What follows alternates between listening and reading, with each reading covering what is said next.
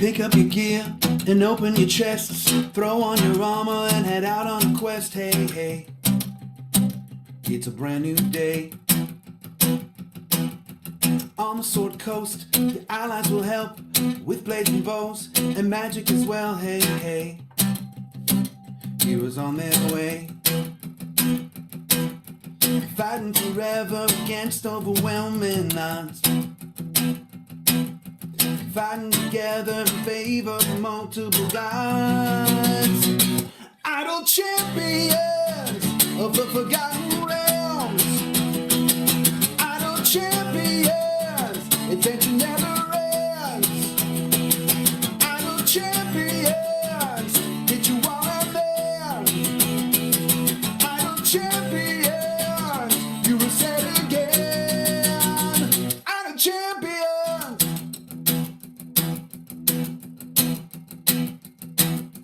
From Waterdeep to Icelandair, head out to Chull or Shadowfell, hey, hey. Together we stay. Walk to the monsters, walk to the boss, walk to the right, it's never a loss, hey, hey. Bad guys to slay. Fighting forever against overwhelming odds.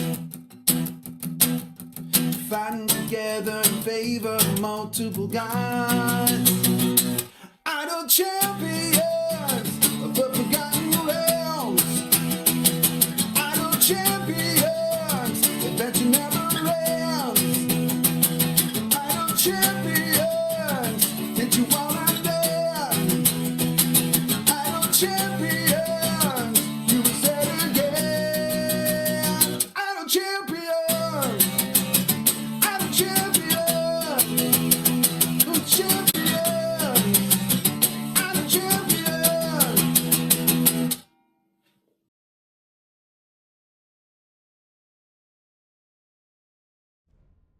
Hello everyone, welcome to another Gaarawarr's Guide, the tutorial show.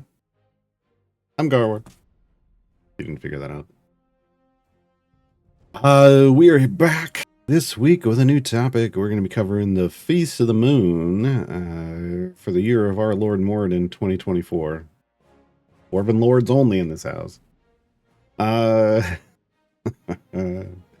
it did start last week. There was Extra Life last week. So we're covering it this week. Joining me today in the production booth is Sean. Sean's going to be grabbing questions from chat, keeping an eye on things. Just make sure if you have a question for me, put question : at the front of it. Sean will grab it and put it in a little document over here so that I can see it when I get to the second half of the show, because it's the second half of the show where I ask questions. So I'm going to talk on this topic for about an hour-ish. Usually. Depends. We got like, 5 champions that we're going to feature today. And we're going to have to, one of them is going to require us to talk about a couple more. So it might be a little longer. It's a lot to cover, folks. Some people are like, why do these shows take so long? There's a lot going on. That's why. Second half is when I ask questions. That'd be great. We do that one week. So today we're going to cover the 2 featured champions, Minthara and Sergeant Knox. Minthara, the newest champion, idle champion. Sergeant Knox with the reworked champion. And then we're going to cover the 3 speed champions that are flexible this time around this month. Yeah, technically. For Feast of the Moon, Widdle, Sentry, and Virgil. So yeah. I guess we're going to dive in. Let's see. So Feast of the Moon, up here at the top right, you can just, once it's live, you can click on it. You will see your available champions. Now again, Minthara and Sergeant Knox. Featured champions are going to be at the top. You'll have flex slots down beneath. I've already flexed a champion, and with my free flex, you get 1 free flex each month, each event. And then the others, you have to pay 3 time gate pieces. You get 2 more that you have to pay 3 time gate pieces for. But long as you have some, and I think I'm running low, but you pick those up, it's like a discounted time gate that's better than a time gate. Time gates are, you pay a lot for a time gate and get very little nowadays. So we'll have another one unlocking next Wednesday. You get one flex slot unlocks each Wednesday. The free one happens with the first week. Second one, like the first of the 3 time gate pieces, one in the second week, and the last of the 3 time gate pieces, one in the third week. You can also unlock another flex slot by purchasing a DLC from the event that contains a boon. Like these that are featured over here contain boons. These things that are all of these that are featured over here contain boons. When you click on them, there'll be a thing that says DLC boon. It's this D20 icon, and shows that there's a bunch of event tokens. See, an event boon. It's not the only ones that are available though. Oh no, those are my weekly offers. We want packs. Oh, hey, you've already bought a pack from the store and it goes on sale. You get to claim free stuff. Do I get any more free stuff? Okay. Oh, click on sale. There we go. It's a limited. So you can always check for things like event boons to see. Usually under recommended, you're going to see stuff that has an event boon. Like we see these two with an event boon. We see this new Herald, the Golden Crow. This one has an event boon. All right. So anything with an event boon will unlock the DLC. Now it'll also give you event boons. It's right there in the name. So these are paid bonuses. You can get up to 4 of them during an event.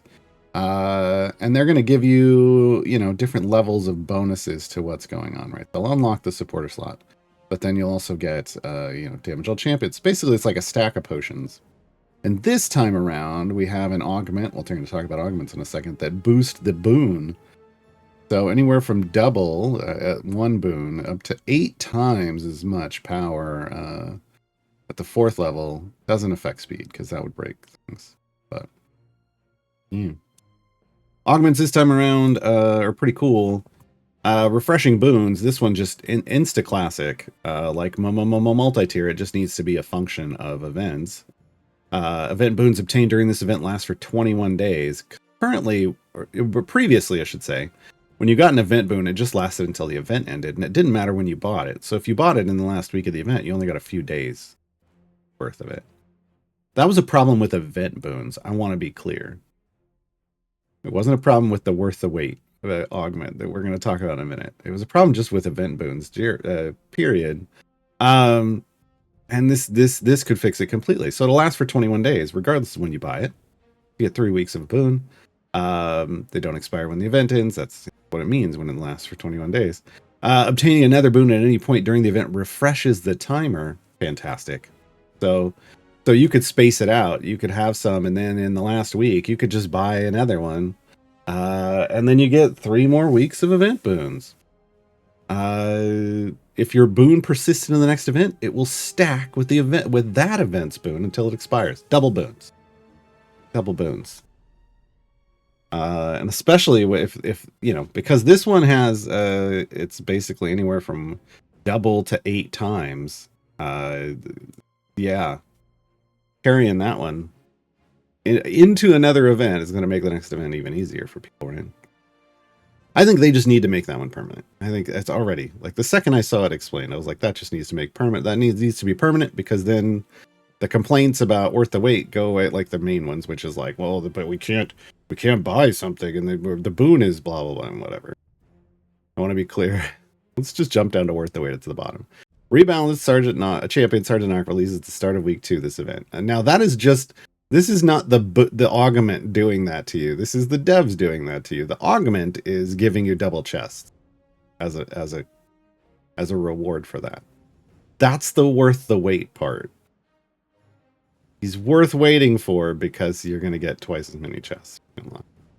That is what it is. It's better for they've been doing this consistently. Clearly that's better for engagement. It's not so overwhelming to have so much drop right away in the first week. Whatever. I don't see a problem with that now that refreshing boons, if they make refreshing boons a thing, fantastic. All right, boon enhancements. We already talked about that. That's the bonuses. And then empowered rewards. So this time around, tier 2 and higher event variants award corrupted gems in addition to their normal rewards. It's basically 300 per variant per tier. So for like, I've done all the tiers of Minthara. That was 1, 2, 3 tiers, 3 variants for each tier. That gave me, that was nine bonuses of 300. So I got 2,700 corrupted gems by completing all of Minthara stuff. Corrupted gems, of course, get spent in the Thayan Enclave. Yeah, so let's look this time around. So Minthara, the newest champion, if you complete tiers 3, these are the rewards for tiers 3 and 4. She gets a feat for tier 3 and tanking pigments for tier 4. Those increase the max health of the champion they're on by, well, they double it basically, and it stacks multiplicatively. Sergeant Knox also a feat for tier 3 and tanking pigments for tier 4. So very tanky event. Both of these champions tanks for showing up, I guess. Yeah, and of course you get your chests. You get you know, some buffs. The big one here is the tier 4, of course. That soul branding, we'll talk about it in a bit. And the big one here for Sergeant Knox being again tier 4. You know, I know it's only 100%, but trust me, that's the good stuff for them. And then whatever other champions we're going to be covering, Widdle, and we're going to cover, you know, who else are we going to cover? We're going to cover Virgil. I'm actually just going to pick Virgil. We'll flex Virgil. Boom. Now I got Virgil out here. I haven't done his stuff yet. But as you can see, I've done Grama, I've done Penelope in past events, so you can see my progress there. This is permanent progress.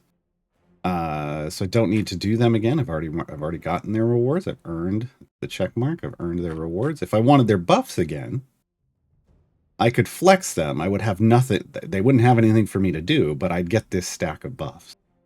I wouldn't get any rewards, but I'd get this stack of buffs.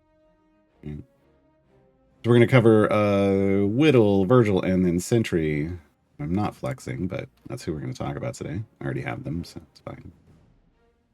Yeah, if you click on these champions, you get the full information sheet. You get all of their achievements that, you know, they don't have to be done during the event. I want to be clear. But it can be easier to do most of these during the event. Not always their ability specific one. It just depends. You can see the variant information and the tiers. See, we see the corrupted gem rewards here, and that your reward is to get this buff, and all of this stuff is the rewards. If you complete them all, you get this, right? Each tier, you'll see the rewards. Yada yada yada. All right, let's just go hop in. I almost forgot. We usually start this off a different way. Remember, every event, because we're 2 weeks in, I feel like we already did this already, but we didn't. Every event has its own favor. At the top here, the top right. Boom. It starts at 0. You also have these skulls. These are your event tokens. This time around, it's skulls for Feast of the Moon. You earn skulls one every 25 seconds. The server-side calculation, so there's no way to speed that up. It just drops slowly over the course of the entire event. You can also consume bounty contracts. Like if you pop bounty contracts, they will give event tokens as well. That's the big way to get lots of extra tokens. That's what people like me and others do, so that we can get lots and lots and lots of gear for a champions during an event.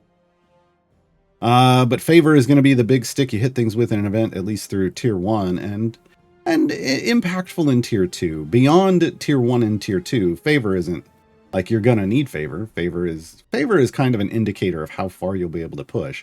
If you can get this much favor in an event, you can clear tier 4, right? But it isn't the favor helping you get there, right? It's the power that got you the favor in the first place. So in tier 1, like when you're an early game or new player, early game player, favor is a big deal. You're shooting for 5 E08 or higher. That's scientific notation. Press Y on your keyboard. We're going to the settings and switch just so we can have have conversations that make sense. So EO8 favor, 5 EO8 favor would make it easy to do tier 1 for you, even if you're a brand new player. And then, tier 2, more, right? Like, it's going to be a combination of favor and power from other places. And then tier 3, you're going to need a lot more power. And then tier 4, you're going to need like all the power, right? That's the way this works. It's measuring, it's kind of a way to measure your overall power progress in the game. Doesn't mean like your overall progress through like early game, mid game, late game, end game. Power is usually an indicator there, but it's more about like how much power do you have in your account? What are you able to do? And that can vary. You can be in the early game, but have spent money on the game, or have come in with a giveaway with a bunch of free champions or something, and be able to blow through tiers 1 and 2, and maybe even part of 3, right?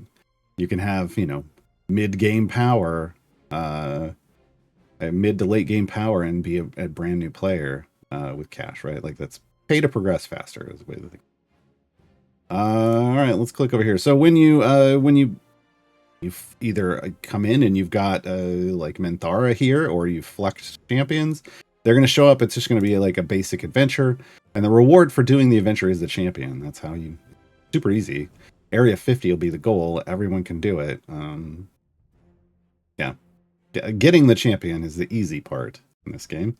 And then you'll have, once you complete that, it'll turn into a free play that you can do for more favor. And then I recommend, getting a big stack of favor before you try to do the variants. The variants are challenges, basically. So they're going to have restrictions, and they're going to have area goals that they're based on the tier. They list them all off here because you can basically, I can hop in this, and if I have the power to go all the way to 1200, I can get all the tiers done at once with one run. It's a nice little quality of life upgrade that they've given us this year.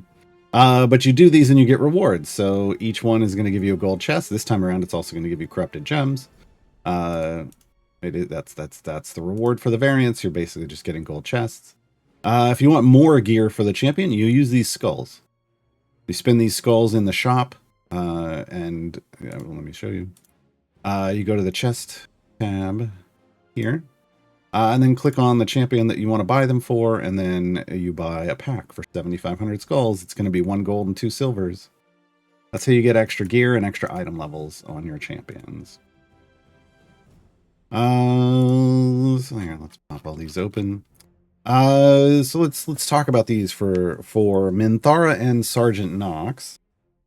Because again, these are the featured champions this time around. So Minthara, the newest champion coming from Absolute Adversaries, coming from Baldur's Gate 3, a member of the Absolute Adversaries. Each champion you also see has a different formation layout. So this is the formation layout for Minthara. They'll provide their own challenges, as you can see. Like, this one's all funky. This one's grouped up. It looks like a turkey leg. This one's a bit random. So each of these, again, they'll have a tier related area goal. You only have to beat your tier. Like, you don't have to worry about trying to do it all at once. Again, it's about permanent power progression, a measure of permanent power progression, and a reward for that. All right, Minthara starts in the formation. She can be moved but not removed. These are, nowadays, these variants are about teaching you how to use the champion. You may only use evil and or neutral champions in this one, so this can be somewhat restrictive, but it's fine. Again, if all you're trying to do is get through tier 1, favor is going to help. Beyond that, it is expected that you will pick up more power as you progress through the game, and it is expected that you'll pick up more champions, and you'll be able to fill out a full formation, even with a restriction like evil and neutral champions, and that they'll be strong enough for you to complete tiers. This is part of the expected progression as you move through the various stages of your account, right? This one pretty straightforward. Moonrise Escape, again, she starts in formation, can be moved but not removed.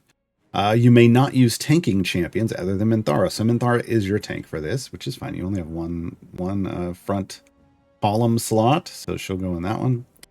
One Zealot of the Absolute with 8 armored health spawns with each wave.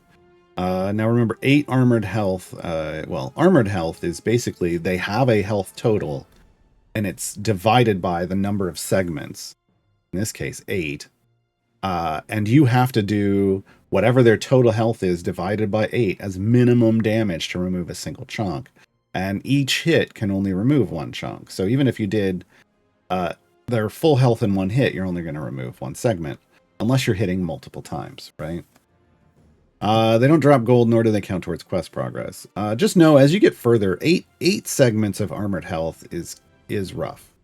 Normally, we see bosses with like 50 segments of armored health. Well, that's great, because when it's divided by 50, the threshold to remove a segment is low. But 8 makes a higher threshold, right? So you really have to have the damage to get through these.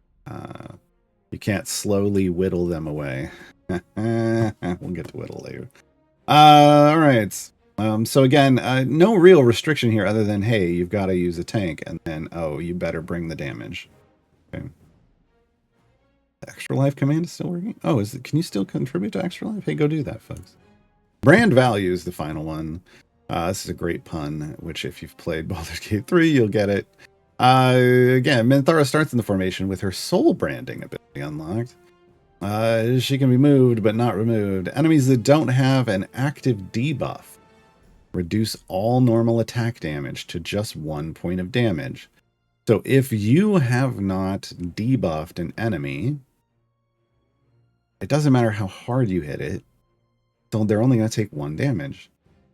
This is basically, hey, debuff an enemy or it doesn't take any damage, which we've had as a restriction. This is a different version of that restriction. I don't know why they decided to do it this way. We've seen a lot of, hey, enemies don't take damage unless they've been debuffed. This is a different version of that. Now, hey, guess what? Minthara has a debuff. So you have at least 1 debuffer. Now, hopefully you have others. The more the merrier. But just know, you've got Minthara. You just got to get her to debuff things before you can kill them. All right, let's talk about Sergeant Knox. Neverwinter Defenders. So Knox starts in the formation. He cannot be moved or removed. Now, cannot be moved. And when they do that, they place the champion down here in the formation layout. So that's the C champion. He is the tank. So they're basically saying, hey, you got to learn how to tank with Sergeant Knox. The damage of all champions is increased by 50% if Celeste is in the formation, and an additional 50% if Makos is in the formation. Wow! A whole 50%? What are you, Ebenezer Scrooge? This is a game of large numbers. Nobody cares about 50%. Come on. But hey, they're trying to encourage you to put Celeste and Makos in the formation. Full 50%. Thank you so much. Enemy damage and speed is increased by 100%. Now this I consider a speed effect, right? They run to the formation faster. They're coming out quicker. They're dying faster as far as I'm concerned. That's great. That's great. All right, let's talk about the next one. So I don't really see an issue here. And yes, you are going to want to use, look, with the new Sergeant Knox, you absolutely want to use Makos and Celeste. Makos should be your DPS. Yeah, whole 50% just for you. Makos should be your DPS, and then Celeste needs to be healing Sergeant Knox. Look, we're going to talk about him and his rework, but really what we're going to be talking about is how to use Sergeant Knox, Makos, and Celeste together, because that's the thing. That's their shtick. That's his niche. After party, a pair of... Now, they don't say you have to use Sergeant Knox for this one. This is an older one. Doesn't require it. A pair of bearded devils join the formation. They're just here for the souvenirs. Quest goals are doubled. So you're down 2 champion slots, which is a lot of power. But you have to kill twice as many things on a level. That is going to slow you down a bit, but it's also going to earn you more gold per area, right? You're killing twice as many things. You're going to be able to level up more on any given area than you normally would have because you're earning more gold on that area. That seems weird, but you're gonna, basically, if you just follow this, it's going to scale fairly well because as long as you have the power to kill things. Again, you're down 2 champions. There's champions who can help out with this. You know, if you're newer, favor is going to be your jam.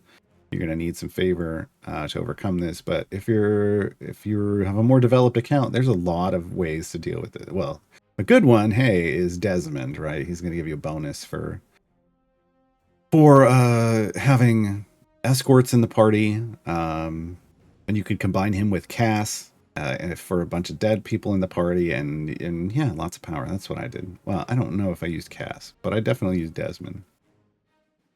I think I used Cass. Anyway, there's a lot of ways to do this, but you have to add a bunch more. You have to be more powerful because you're down 2 champions. Blast from the past. This one does require Knox. You can see it right here because there's a C in the front. Only champions with an intelligence of 12 or higher can be used. So again, because this can be a restriction depending on how many extra champions you have. Each area zombies aligned with Valindra attack. They do not drop gold, nor do they count towards quest progress. And Valindra's Shadow Mantle is the boss now. Replaces Zariel as the boss, area 50. So you have a completely different boss. Interesting variant. Again, the real issue here is just make sure you have champions with intelligence 12 or higher. That's what you're building your party around. The new champion search can help with that. Greatly help with that. Building out that party. As long as you have them, but it'll let you know who you have and you can pick what's going to work best for you. All right, let's hop into Minthara's or Knox's. Let's hop into Knox's free play. I like this formation layout better. Get out of here! Don't you dare! I didn't want her proccing her speed effect. All right, so let's throw out the champions from this event. Minthara is in seat 3, bench seat 3. We'll throw her up the front. Sergeant Knox joins us in 6. Put him right there. We're going to talk about Widdle today. This is a Nosferatu skin for Widdle. Let me go ahead and switch her. Switch it back. There. We'll make her a little bit more recognizable. Oh, jeez. Sentry over here. I should make her more recognizable. This is her glitch skin, or half-elf glitch. There we go. And then I believe we're down here for a Virgil. And Virgil's gonna be like, I don't know you people. I'm gonna stand over here. Virgil's plenty recognizable. That's his default skin, right? It is for me. All right. So, these are 5 champions we're going to talk about today. Let's talk about Minthara first. We can just move forward as we're going. All right, Minthara joins us from Baldur's Gate 3. She is an optional companion. She's not one of the origin champions. But she is an optional companion. Spoiler alert. For Baldur's Gate 3, she is evil. She's neutral evil. Female drow paladin. She's tanking support and debuff in this game. Her overwhelm is not 40. There we go. Her overwhelm is 25. Let me get the feats out of there. Had her built real tanky for that variant where you have to use her for her variant, and I had to get to 1600 and whoo, had to have her as tanky as I could.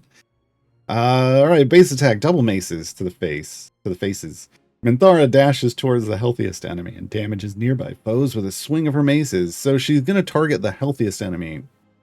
This is a way to target bosses on a boss area, right? Damages nearby foes, though, so it is an AoE. So she can apply her debuff to groups, which is good. In the variant where you can't really damage anything unless it's debuffed. And keep that in mind. That's a great thing because... yeah, spreads debuffs across groups faster at higher areas. Ultimate is called Spider's Lyre. Minthara, this is another callback to the Baldur's Gate 3. Minthara summons Karnis the Drider to attack all enemies. In a non-boss area, the champions advance to the next area if no enemies remain after the attack. Of course, and we just hit a boss area right as we do that, but...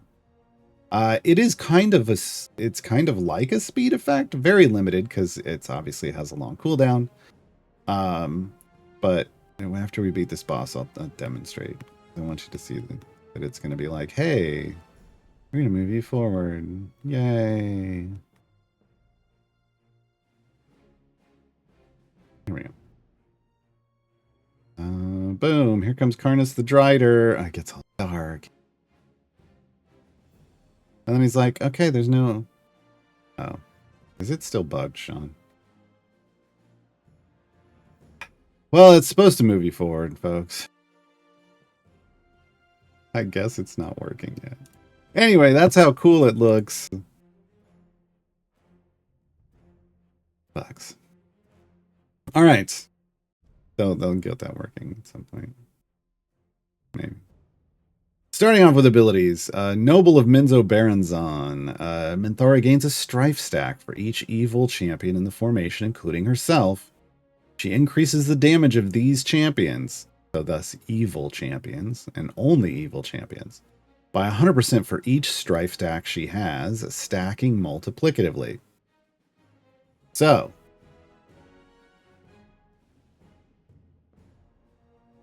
spoiler alert, you want evil formations. She is the evil buffer, the evil tank buffer and debuffer for evil formations.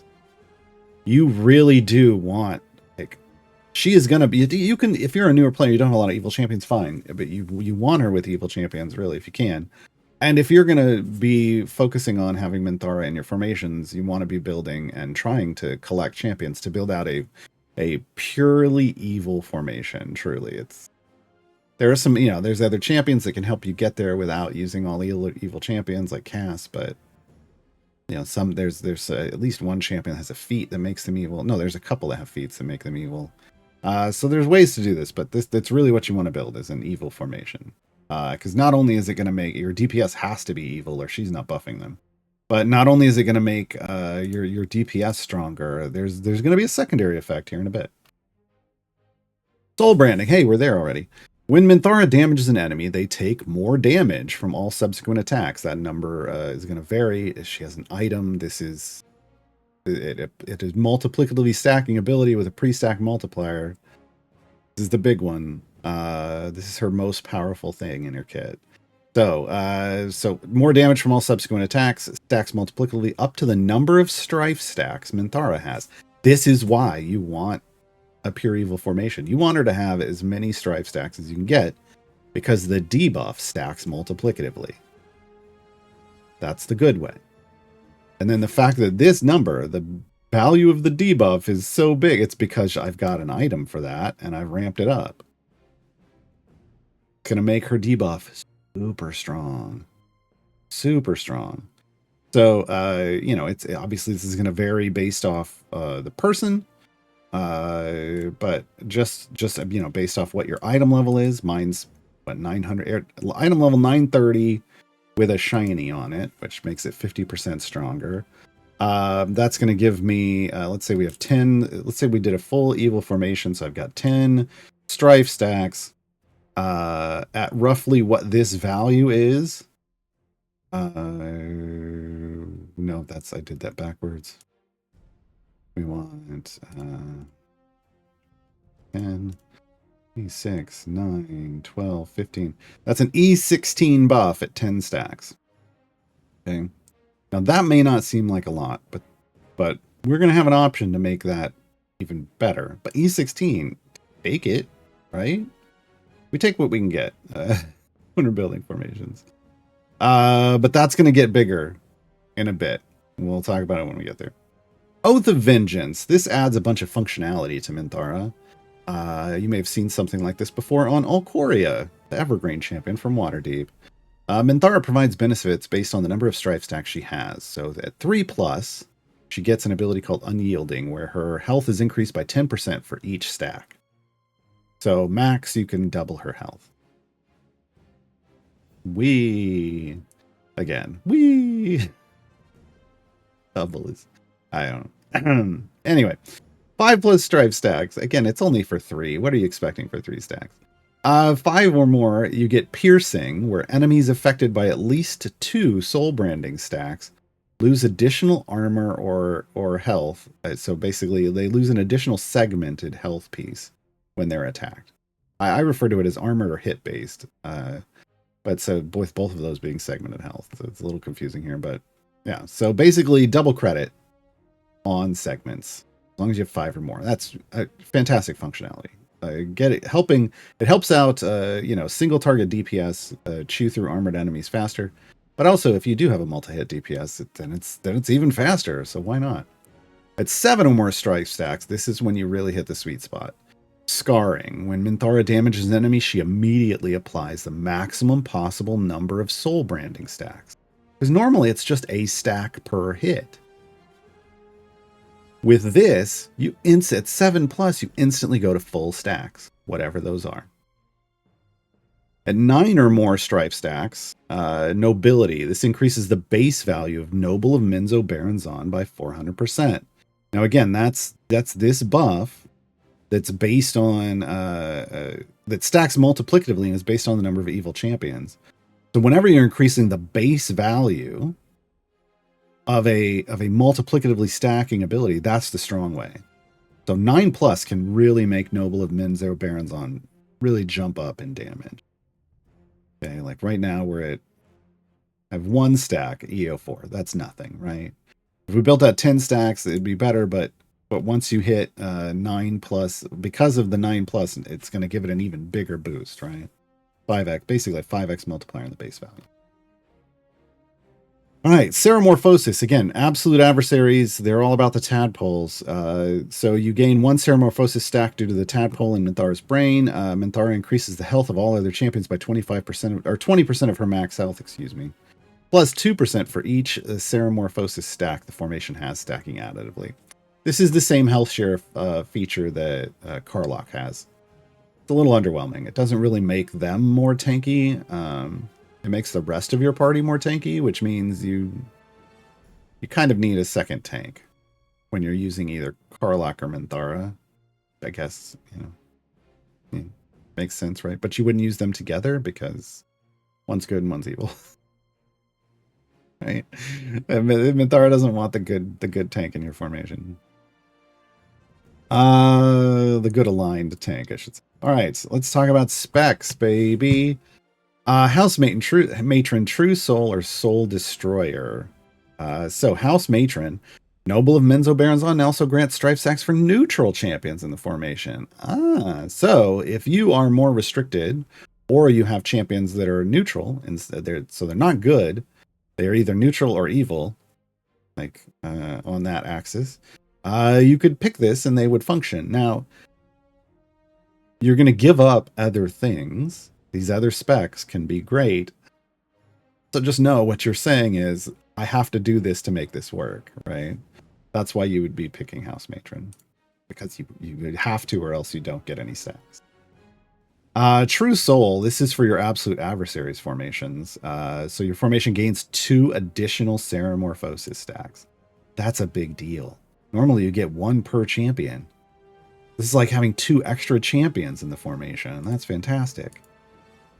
Okay, so if you're doing if you're doing a focused absolute adversaries formation, like you've got, let's say the Dark Urge is your DPS, you're going to want to stack a bunch of good tadpoles in that formation to make the Dark Urge do more damage.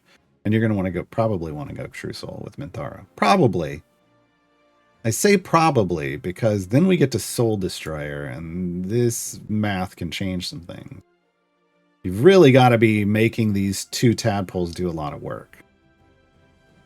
So a serious, lots of tadpoles, lots of stacks for these other formations. Soul Destroyer, the maximum number of soul branding stacks is doubled. So I told you it got better, right? So we had an E16 debuff with soul branding before with 10 stacks. Now, this is on my account. Again, your account's going to be different. Either lower if you don't have the same item levels I do, or higher if you have greater. For me, for this to go to 20 stacks, suddenly I'm looking at an E32 debuff.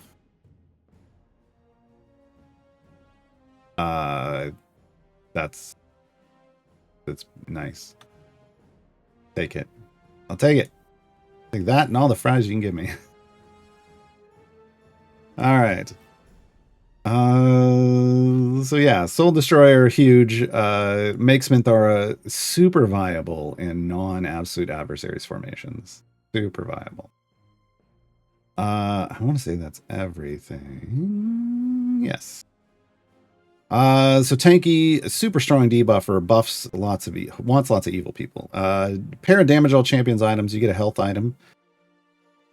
Good. That's going to help keep her alive. And she doesn't have any survivability features, so she needs that. Item for Noble and Mims of Barazon, an item for Soul Branding. Again, this is a pre-stack multiplier. Big item. And then ultimate attack cooldown. Feats, what you would expect. Support feats with damage all champions. Tanking feats with the health and the overwhelm numbers. Those are what I throw in because she's a little squishy. Then we go Noble and Minzo Baronzon. That's a lot. And if I really wanted to just max the debuff, and I would want to max the debuff, I would throw that in. So Compelling Strife is the soul branding one, and that's the pre-stack multiplier. Yeah. These others, then we got an Oath of Vengeance one. That one's actually pretty cool. Throw that one in too. Remember, the Oath of Vengeance is all the stacks. It changes this Noble of Minzo Baronzon to, instead of the 400%, it now takes it up to 720. I wish it changed the health too. It should, and it doesn't. Wouldn't break anything. Seeing you fix that. So if I was just trying to go super damage with like 10, I would probably also add in Minzo Baronzon here for overwhelm. I'd keep her the health for the health share, but that would give me a much better noble value, especially once I got over 9 stacks. Let's talk about Sergeant. Jeez. You know what? We're gonna skip Sergeant Knox. We're gonna do Sergeant Knox. Let's talk about Widdle. Sergeant Knox means I got to bring other champions in the formation. So hold on. So we'll do that last because, yeah. Let's talk about Widdle. Widdle comes from the Heroes of the Plains Streamverse. This is a completed affiliation. She's a female Dampier gnome wizard. Dampiers are vampires, just wetter. Chaotic neutral alignment, healing, support, and speed. She does not count as undead in her base form. Be clear, she does have a feat for that, though. Her base attack is magical. The blunderbuss is her magical focus. Widdle fires a firebolt from her enormous blunderbuss, damaging a random enemy. Talk about abilities. So Widdle gets a lot of love for being a speed champion. Also, she's an attack speed champion. We'll talk about that. So Vampiric Gaze, though, is the core of her kit. Other things are going to function based off this. Vampiric Gaze. Widdle charms those adjacent to her with her Vampiric Gaze, increasing their damage. Right? So buffs adjacent. Hurry up now. Champions affected by Widdle's Vampiric Gaze have a 25% chance to immediately reset their base attack cooldown after they attack. So 25% chance. 25% of the time, it works every time. You attack, boom, another attack. Right? And that's not even the attack speed booster that I'm talking about, but this can give you free attacks. There's an interesting interaction with Alindra from her own affiliation, where if you place them together, whoever then is buffed by Vampiric Gaze and by Alindra's primary placement buff, it will buff this up so that they attack on base attack cooldown, or they will attack on animation speed every time. It's ridiculous. You don't even have to worry about speeding up their attack speed because they're just going to reset this 100% of the time, which is fun. Not always useful, but fun. Tasty Friends. Champions affected by Widdle's Vampiric Gaze look extra tasty to the enemies. Each affected champion increases the monster spawn speed by 10%, stacking additively. This is the speed effect. Monster spawn speed is the time it takes them to get from the place they are off the screen on the right-hand side, where they actually show up off the screen, and then they move onto the screen, to the point where they're taking damage on the screen faster. So it rushes them to that damage point, so you can kill them faster, basically. And that is functions as a speed effect. The more people that are adjacent to Widdle, the bigger this gets. She does have an item for it. It doesn't have a cap, but it doesn't have a literal cap, but it has a functional cap. So it's this item. So there's no cap at the top right. But functionally, there is a cap. Unfortunately, no one can tell you what it is because it's based on the fastest you could get like someone to walk on the screen is in 1 frame. And how quickly you could get to 1 frame per second is going to depend on the system that you're running it on. There's so many factors, nobody can tell you what that number is. What I can tell you is you don't have to put a ton of item levels into this. If you always have her surrounded by a bunch of people, it will go fast. It will go very fast. So, yeah. Let's talk about spec choices. Strong and steady, mind and body, wisdom and confidence. So basically, these all function the same way. They're going to give you, they're going to buff. So the effects of Widdle's abilities on champions affected by vampiric gaze are increased by 50% based on whether they meet these stat score restrictions. So the first one is strength and dex. Second one is int or con. And the third one is wisdom or charisma. It's all 12 or higher. This is one of those where they give you numbers, right? But the numbers don't matter. So this one is one where the numbers are a lie. What matters is who it's buffing. It needed names, not numbers. Because you want it to buff your primary DPS. And that's really what matters. That's really what matters. You want to buff, it's because it's all of Widdle's abilities are buffed by 50% on whoever it's hitting. You want it to hit your primary DPS. So figure out what's your primary DPS's high stat and then do that. If they put the names there, it would have been a lot easier. Would have been so much easier. But they didn't. So they made it confusing instead of easy. Just to understand. There are some things in the game like that. They're a bit of a trap. You gotta read the ability and understand that it's not doing what you want it to do. Right, only as slow as the fastest link. Champions affected by Widdle's vampiric gaze have a base attack cooldown equal to the quickest of the affected champions. This is the attack speed up. Usually. So basically you want to put someone who attacks real fast next to Widdle. And then everyone, whatever their attack speed is, everyone else attacks that's adjacent to Widdle will attack at that attack speed. This is fantastic for getting not only getting your primary DPS to attack quickly, but also any on-hit debuffers who you would want to be attacking as quickly as possible. Place them next to Widdle, because they're going to be firing off those attacks over and over and over again. Like anybody who has an on-hit effect that you want to have happening a lot, you want next to Widdle, and hopefully somebody there is getting a bunch of speed. They won't be getting it from Widdle, but there's a lot of other attack speed boosters. We're going to talk, like Virgil is one. We'll talk about Virgil. Placing them next to somebody that is then next to Widdle. Great. So, is that it? Yeah, Vampiric Bite is the ultimate. Widdle leaps out and ferociously bites a random enemy, dealing enormous damage. She then leaps back into the formation where her Vampiric Bite heals her and everyone affected by Vampiric Gaze for an amount equal to her own max health.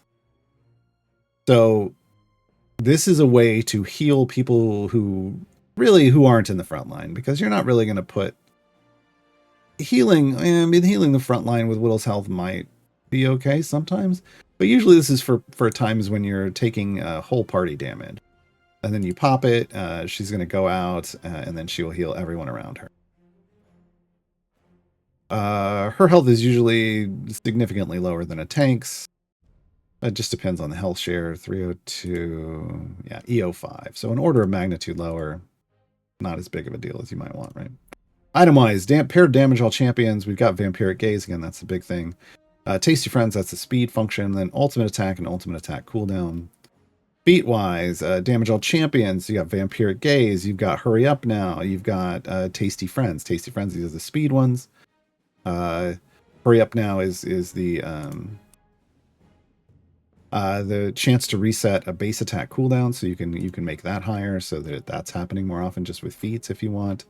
Constitution is going to qualify her for Vajra. And then we have this new one that makes her undead and also buffs vampiric gaze by an enormous amount, I want to say.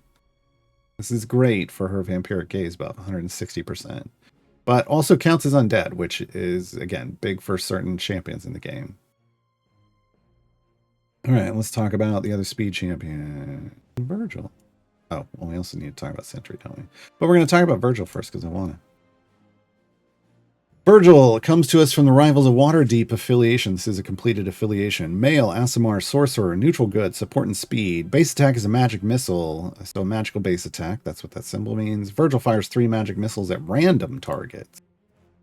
That means technically if you only have one enemy on the screen, they will all hit. So that is important at times. They have a passive ability called Inseparable. If Kent, another member of the Rivals, qualifies for an adventure or variant based on anything, then Virgil also gets to go there.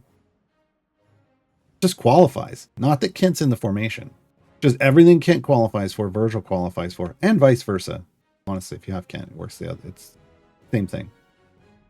Storm Sorcerer is Virgil's thing. He increases the damage of all adjacent champions by an amount that varies and decreases their normal attack speed cooldown by 1 second. Told you, this is someone you would want to pair with Widdle because he's going to reduce their attack speed, like the attack speed of the primary DPS you put between them. And then Widdle will share that with everyone around Widdle.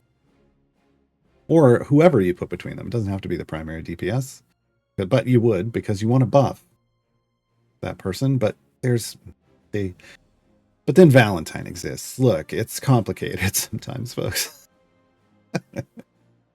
All right, weather control. This one is this is an interesting ability. It's unique. Virgil gains a weather stack each time the weather changes when advancing to a new area or when it's changed by an ultimate attack or other ability. So like we have clear weather right now, but if suddenly we move to another area and it was snowing, they would gain a weather stack for snowing. Virgil tracks each type of weather in a separate stack. Each stack is multiplied by 10%, and then all the stacks are multiplied together to get a total value, which increases the damage of all champions. The most stacks you can have for each is 500. He will keep track of this over here. I don't have anything that's changing the weather right now, but if I did, he would list off all the different weather changes with the stack numbers. There are now quite a good number of champions in the game that can affect the weather. But there's also adventures where the weather just changes. And that works too. Rapid fire. Enemies that are defeated within 2 seconds of being on the screen have a 5% chance to drop double quest items or count for double quest progress for each Rivals of Waterdeep champion in the formation stacking additively. So this is a speed effect that ramps with an item. It does have an item down here. Pretty high cap. Second highest cap for an item, speed item in the game currently.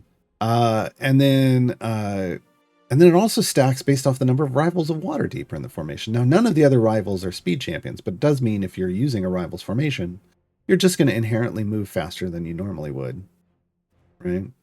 But if you buff this up, if you max this out, it can actually be guaranteed 100% with a little bit of a chance to go extra, just with your itemization alone, just with Virgil alone. Okay. So it can be a definite, like, always-on speed effect with enough items. Spec choices. You're basically changing his mood. He's either relaxed, anxious, or determined. When he's relaxed, his magic missile and chain lightning attacks turn green, and he further increases Storm Sorcerer's damage boost by 100%. So doubles it, and increases the attack cooldown reduction by the further 1 second. So you would get 2 seconds of flat attack speed reduction with relaxed. I tend to do this one just because I like to attack faster. But ultimately it's going to depend on what's going on with your formation. When he's anxious, the attacks turn amber. He increases the number of magic missiles he fires by 1, and there's a 25% chance he stuns an enemy struck by a magic missile for 5 seconds. So basically you're getting more magic missiles and adding a crowd control effect. There is a DPS in the game that likes crowd control effects, Lucius, so this might be something you're pairing with Lucius, or if you need crowd control for some reason.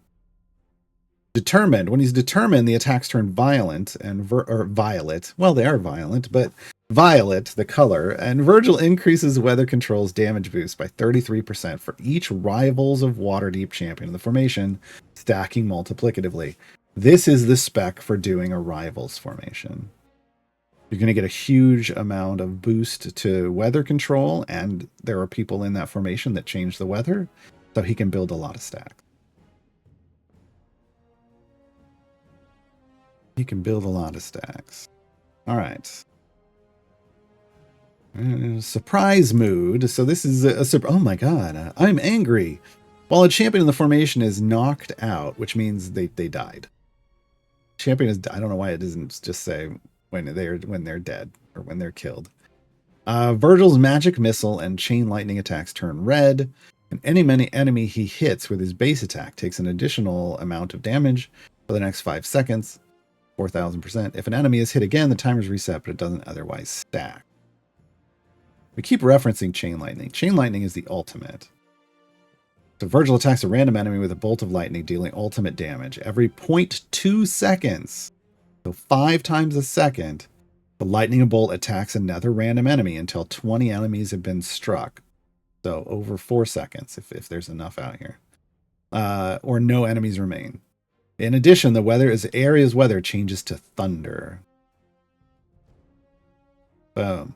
See, thunder is when the rain falls. Count that as thunder. But now we have a weather stack. Thunderstorm stack, and then no weather stacks. Clear weather. So this is how you stack it up. He can stack up his own weather control. It's just better if you have more varied amounts of them. All right, itemization, a pair of damage all champions. You get Storm Sorcerer, you get Weather Control, you get Rapid Fire. Again, this is the speed item, so that's the big deal. Again, this is a golden, and it's still 1,426 item level. Shiny is 1,985 item levels. He's super greedy. And then ultimate cooldown, so you can stack those things up quicker. You get damage all champions. You get a damage of all champions for each Rivals champion in the formation, which is fun. And then a boosted version of that. Storm Sorcerer, Weather Control, Rapid Fire. Strength qualifies them for Zerial, Patron Zerial, and then Immolation. When you slot this, their attacks deal an additional 1 second of bud damage every second for 5 seconds. This is fantastic if you want to chew through, like if you're dealing with a lot of armored enemies, you want this in, because as long as your bud is high enough, so your base ultimate damage, which is based off your primary DPS hitting real hard, then Virgil will also remove segments off of armored enemies. Love those feats. Love those for us. All right, let's fly into Sentry. Trying to speed through these. Because we're already kind of at the end of the first hour. I told you this was going to take a while. And we still have to talk about Sergeant Knox, and he's a little complicated. Guardian of Solwyn. Sentry. Comes to us from the Heroes of Erois. This is a full affiliation. Female Warforged Paladin, Lawful Good, tanking support and speed. Divine Strike is the base attack. Attack the nearest enemy with her battle axe, which explodes with radiant light. Guardian of Solwyn is the base buff. This increases the damage of champions within 2 slots. Sentry. So within 2 adjacent slots. The way that works, it doesn't jump gaps. That is a positional formation ability. Create Echo. Echo accompanies Sentry. That's this little green-eyed thing up here. Echo, has multiple effects based on whether Sentry wasn't, currently is, or was ever under attack in the current area. Let's see what those are. Resolution. If Sentry has not been attacked in the highest unlocked area, so as you're pushing, there's a 100% chance that quest requirements in the next area are reduced by 30%. This is the speed effect. This is why up here at the top, we don't see 25 maps need to be collected. We only have to do 17. So as long as Sentry isn't hit in an area, on the next area, the speed effect activates. This is why you'll see a lot of people, potentially on streams like me, I'm a lot of people, putting Sentry not as a tank, but putting them back in a formation. They can still, because they buff within 2 adjacencies, so they don't have to be in front of the person they're buffing. And it guarantees their speed effect stays active. even into deeper levels where you're under attack. Okay. Amplification. If Sentry has been attacked in the current area, the effect of Guardian of Solon will be increased by 400% in the next area. So this is when you are tanking with her and you want to maximize your buffing. And then healing. When Sentry is under attack, healing received by everyone in Sentry's column is increased by 25%. So again, this is a tanking functionality. So the amplification and healing are tanking functions. Again, and the healing one is great when you're in a multi-tank frontline, because you can potentially keep people alive if you've got good healing, which in this game is not always a thing. Healing is more effective currently or in the early game, and less effective as you get further and further into the game. But there is some healing that can be super useful, and this is going to buff it. Redshift. This increases the chance of echo resolution triggering by a large amount. This is actually the item. This has an item, and this is what buffs the speed effect. This is item the 3. Very low item level to cap. A 252 golden, 501 or 502 shiny, and probably 1,002 normal. Fairly low for a speed champion though. And it's this echo resolution is the speed effect. So that's how you get the speed effect to go guarantee every time. Otherwise it's not gonna. 30% chance normally, and then you add 70. Spec choices. Dedicated Guardian, Nature's Wrath, or Sentry's Homeland. So, Dedicated Guardian makes Guardian of Solon only active if Sentry's in the frontmost column, and boosts it by 400%. So, if you're going to use Sentry in the front column as a tank, this. There's also situations where if you don't want her buff active, you can choose this and put her in the back. Why would you want that? For gem farming, sometimes. But normally this is for when she's tanking. Nature's Wrath. Sentry's Divine Strike has a 50% chance to ensnare affected enemies in a circle of vines, stunning them for 4 seconds. So crowd control effect. Remember, Lucius loves crowd control. They're in that. Yeah, that's the thing. I tend to use this as a default because why not? And then Sentry's Homeland increases the effect of Guardian of Solwyn always, no matter what, 100%. So doubles the effect, right? Yeah, and I tend to go for the crowd control. But you do you. Let's talk about do the ultimate. Health share. Reinforced plating. She increases the health of all other champions in formation by 25% of her own health. And Heroic synergy. So this is the group, the affiliation bonus. Everyone contributes to it in their affiliation a little differently, but they share the same pool of Heroic synergy stacks. So Sentry contributes 1 stack to Heroic synergy every time an enemy spawns. So spawns, just the second they come out on the screen, there's a stack. And for each second a boss has been alive. Their maximum number of stacks is 200, plus the highest area completed in the current run, divided by 5. So there's math there, rounded down. So the further you go, the higher the cap. 50% of her contributed stacks are removed when changing areas. Guardian of Solwyn is increased by 10% times the total number of Heroic synergy stacks. Just come over here and look at it. Right now my max is 215. I'm getting 20 stacks. It's buffing about an EO5. But then we lose some and then it starts over again. So it's going to ramp up on every area.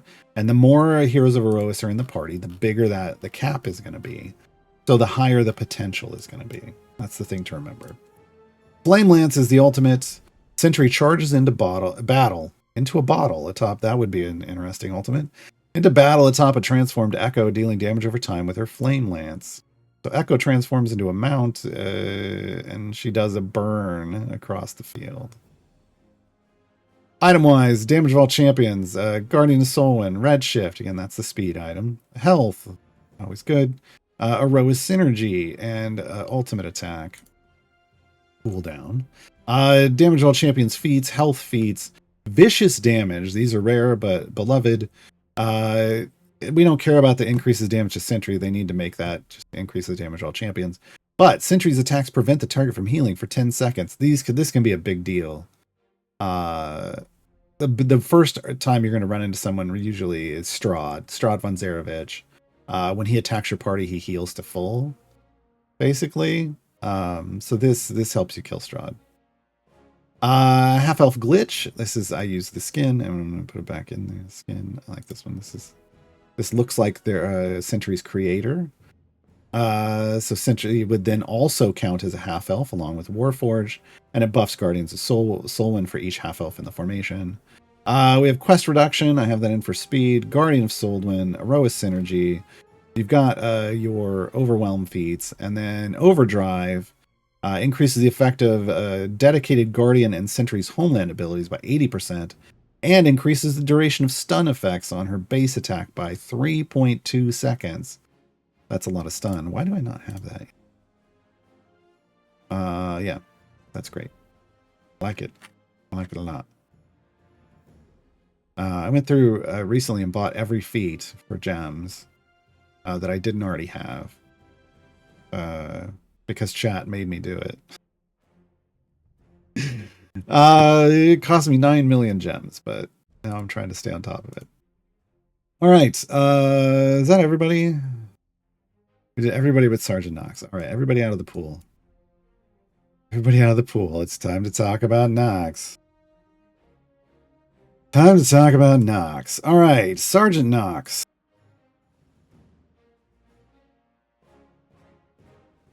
Yeah, this is going to be good times. Good times. Sergeant Knox, unaffiliated, male human fighter, neutral good, tanking and support, 25 overwhelm, base attack, melee with his battle axe. He swings his enormous battle axe through a random group of enemies. So he attacks at random. His ultimate, to break the line, he swings his axe in an arc, knocking nearby enemies back, damaging and stunning them for 2 seconds. That's not enough, though. He then leaps at a random enemy and swings his axe in an overhead blow, dealing even more damage and stunning enemies in the air for 5 seconds. Boom, boom. Knocked everybody back, did enough damage to kill them all, because bud damage. And then kill another one, right? There's his ultimate. Rallying Cry. This increases damage of champions in all columns. This isn't the damage of all champions. This is the damage of champions in all columns. This is a positional formation ability. Behind Sergeant Knox, by an amount that obviously increases very bigly with an eye. It stacks multiplicatively. Unfortunately, I think this is a lie. It is a lie, isn't it? Yeah. This number needs to be changed. It doesn't. It applies post-stack, unfortunately. But for each positional formation ability affecting them, stacking multiplicatively and including this one. So this is multiplicatively stacking, but it's based on the number of positional formation abilities that are hitting each individual champion behind Sergeant Knox. So the way you want to think about this is where you care about it is on your primary DPS. The more positional formation abilities that are hitting your primary DPS, the bigger Rallying Cry gets. It does stack multiplicatively, but this value is a lie. This is a post-stack bonus, not a pre-stack bonus. When I add a champion, well, I'll show you on there incoming effects, but it is, or it'll show up then over here in Rallying Cry, but it is post-stack. Defense of Neverwinter. So right away, you know that Sergeant Knox likes to tank for groups that have lots of positional formation abilities. Defense of Neverwinter. When Sergeant Knox is in the formation, Celeste and Makos become eligible for the current adventure, even if a patron variant or other restriction would say otherwise. So wherever Sergeant Knox goes, if he is in your formation, you can add Makos and Celeste. So even if we did not have... Even if this was a variant and we couldn't bring in normally, like say it was event champions only, these two champions would be able to join us. So you always have Celeste and Makos available wherever Sergeant Knox is. Okay. And yes, you're probably going to want to use them together. Squad leader. If they are in the formation, Sergeant Knox increases the effect of Celeste's Crusader's Mantle. That's her primary buff. And Makos' spec choice, which lets him do a variety of things. By a very large amount that varies. This one is based off items and is a pre-stack. So his slot 2 item, Squad Leader, is the big item. For each completed base Grand Tour adventure stacking multiplicatively. When they say base Grand Tour adventure, what they mean is the storyline adventures in the Grand Tour of the Sword Coast. So these top level things, not the variants. All of these top level adventures. I refer to them as the storyline because it's telling you a story as you go along. All of these. All of these. The base storyline adventures. So. No, Delzaviv, I'm not. I know what I'm talking about. Wait, did they change it? Did they change it? Maybe. Okay, hold on. Did I get it backwards? Now I gotta double check. Look, I have 2 versions of Knox in my head. Let me go check. I might. Yeah, I totally could. I totally could have gotten this backwards. Until I see it stacking up, I always. Let me pull up his. I just recently updated his guide, and I put a note for myself on it, but I can't find it for some reason. Yeah, there's 47, but first off, there's 47 base adventures, so this multiplier is solid. It is a solid multiplier. Currently. Now, one thing to keep in mind while I'm looking this up, I will correct myself if I'm wrong. Don't have an issue with that. Sword Coast is what's called a permanent campaign or a never-ending campaign. Never-ending tends to be what we use. Whereas everything from Tomb of Annihilation on down the campaign banner has a fixed number of base adventures and thus a fixed number of variants, and they can be completed. Tomb of Annihilation has been completed. It is done. It will never get any more content. Same for Waterdeep. Same now for Baldur's Gate. But the Sword Coast, they can always add new content to. So when they do add new adventure lines, that number is going to go up. So this means that Makos and Celeste are going to get stronger over time as they add new content to Sword Coast. And yes, you're right. Rallying Cry is the one that is backward. Let me reverse. Rallying Cry slot 4 is the good item. Rallying Cry is the base number that does do pre-stack. It throws me off because they both, this is the issue, is this number is wrong. And I got it confused. This is because you see down here, post-stack multiplier. So Squad Leader is the one that's just okay, but it's actually great. Moment, it might be bugged. Rallying Cry is your multiplicatively stacking with a pre-stack multiplier. So that is the main ability for positional formation abilities. Does make him somewhat viable without Makos and Celeste if you have a lot of item levels on him and are running a lot of positional formation abilities, but you're gonna see what he does with Celeste and Makos, and then you're gonna be like, oh, maybe we want to use them here in a minute. All right, so again, Squad Leader, base adventures, you know what those are. There's 47 of them currently. If they add more storyline adventures to the Sword Coast, that number's going to go up, and this multiplicative stack is going to go up. As you can see right now with 47, that's an E17 buff. Currently, it seems to be affecting them in odd ways. That's probably the easiest way to put it. Show you in a bit. If they haven't fixed it yet, I'll show you in a bit. All right, Heroes of Neverwinter. This increases the health of all other champions by 25% of Sergeant Knox's max health. It has the secondary effect of if he is affected by Celeste's Mass Cure Wounds, which is her heal, then he takes 25% less damage from all attacks, except attacks that one-shot him. So eventually you'll get to a point where the enemies can just one-shot him. Well, she's not going to help, but up until that point, he's going to take 25% less damage because she's in the party and healing him. This is what her heal looks, we can go depending on whatever. There, she's constantly healing every second. She heals in the column in front. There's a spec that'll let you heal 2 in front.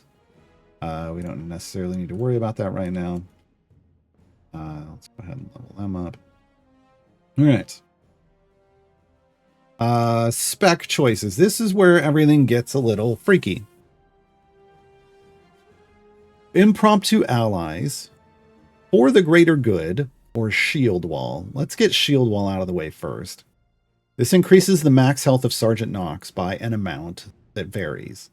His base attack now taunts enemies he hits so that they target him. Okay. Isn't a chance. Doesn't say he has a chance to taunt. He taunts enemies he hits. They target him. Okay. You'll see my number is very high. Why is that? Sergeant Knox doesn't have a dedicated health item, but he does have an item that boosts his specializations, which means when you need him to have health, you have to pick Shield Wall. He's a bit squishy without it. But with it, it can scale with your itemization. Okay. So just understand that. Now, impromptu allies. The effect of Celeste's Crusader's Mantle is increased by an amount for each unaffiliated champion in the formation, and it stacks multiplicatively. Again, this is a varying value, and it's multiplicatively stacking. So if you are building a formation of unaffiliated champions, which Knox, Celeste, and Makos are all unaffiliated, and then you add more, you could potentially, or if you don't want to use Makos, it could potentially get real big. Again, depending on your itemization. For the greater good, so this is the Celeste focus spec. For the greater good is the Makos focus spec. Makos completes his quest to become a Lich and gains the Undead tag. His damage is increased by a value that varies based on your itemization. His critical hit damage is increased by a value based on your itemization. His base attack now targets up to 5 enemies at once from 1. And he has a 20% higher chance to critically hit.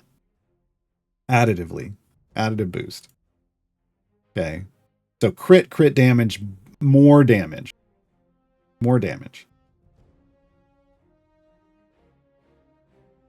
So we're gonna do that. Now here's the thing.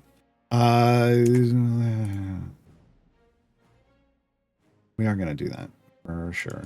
Because we're going to demonstrate a little Makos DPS here. So squad leader is already boosting, remember, Crusader's Mantle, the buff off of Celeste, and it boosts whatever spec you choose from Makos. Makos can either be Dark Blessing, where he's a buffer, and you can buff non-adjacent champions, and he's going to boost that a lot, as you can see. Oh, God. His buff right now would be E40.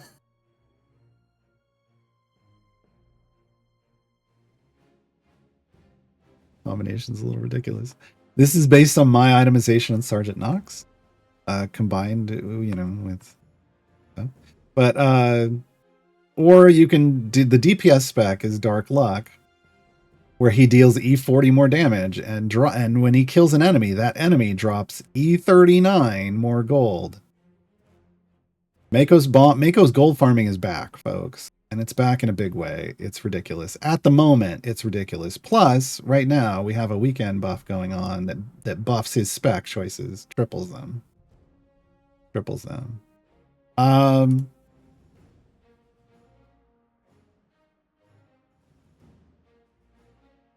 Things are a bit ridiculous. Here's Sergeant Knox's health. Without any health feats, base, he's 682 EO5. This is super squishy because he has no base health item. This is why I told you, if you want him to be survivable, you have to go into Shield Wall and you have to give up those other bonuses. It's a trade-off, right? But that's the way he works. All right, Master Defender. Sergeant Knox keeps track of the highest number of enemies that have been attacking him at one time and the highest number of enraged stacks there have been in the current area. The effective squad leader is increased by 100% for each enemy and enraged stack, stacking additively. This is going to make the numbers on Celeste and Makos go up even better because bigger. They're already huge because it's only buffing squad leader. It's not going to affect rallying cry, only squad leader. This ability only works if you have Celeste or Makos in the formation, right? So he is very Celeste and Makos driven. Damage all champions, items, squad leader, spec choices. This one's huge. Clearly. Can be real huge, especially for health. Rallying Cry, though, is the biggest one. That's his base ability, and that's the pre-stacker. Apologies for getting that backwards. Wish they the way they post numbers gets my head mixed up sometimes. This is Master Defender, and this is cooldown, ultimate cooldown reduction. Feats. Damage all champions, health. He's also got Overwhelm. We got Rallying Cry. We got Squad Leader. So again, Rallying Cry or pre-stackers, we would want those in. Master Defender, spec choices. Intelligence 1. This qualifies him for Strahd. That means Sergeant Knox can go in every patron currently. And will be able to do that for a few years until he phases out of Elminster. Okay, I need to point out... that's unfortunate. Those 5 blasts from Makos only remove 1 chunk off Zerial. Were they even removing a chunk? I don't know. Yeah, let's just get rid of there. Okay, maybe not. There we go. I need to point out a little glitch in the matrix at the moment. We might be able to point out a couple. Can we point out a couple? Hold on, let's go back to area 1. See if this one still is doing the thing.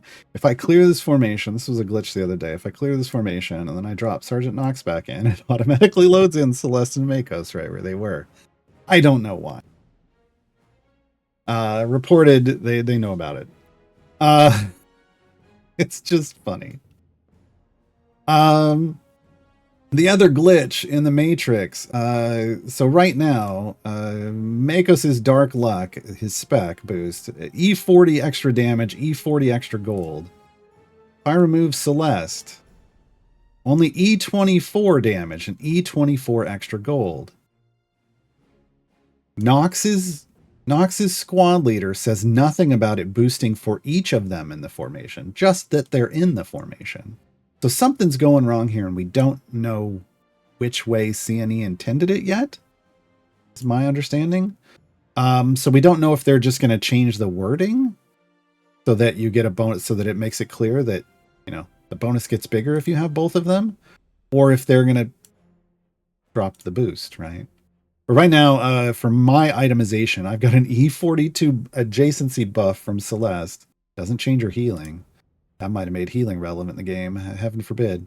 And I'm in the E40s for Dark Luck. And that number will go up as you tank. Again, because the tanking, having things attack Sergeant Knox or having enraged stacks on the screen make his bonuses to them go up. All right. There is I put up a gold farming guide this week over on the subreddit. Hit it up. I did throw in a reference to Makos bombing. I threw it in as a historical reference because it was the first way in this game that we could gain extra gold above just pushing with a formation as far as you could and staying there for a little bit. I put in an explanation of how people used to do it. And then I talked about Azaka farming. I talked about dirty gold farming. Some people call that bud farming. Go hit that up. But Makos farming is back with this number.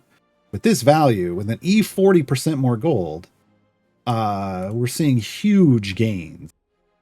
Huge gains in gold if you push deep and do basically an ultimate. This is the bomb. This is the bomb part. Circle of Death is an AoE off a random enemy.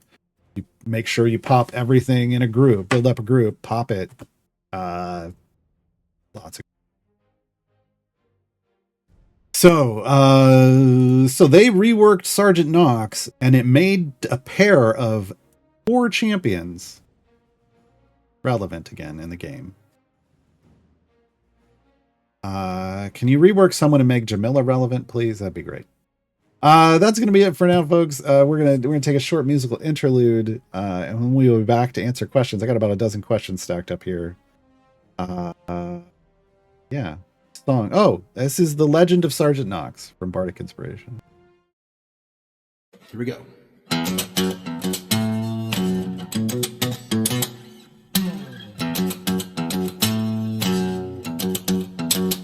He was born with an axe in hand, standing ready to defend the land. Went from cradle to the wall to see the foes of never win a fall.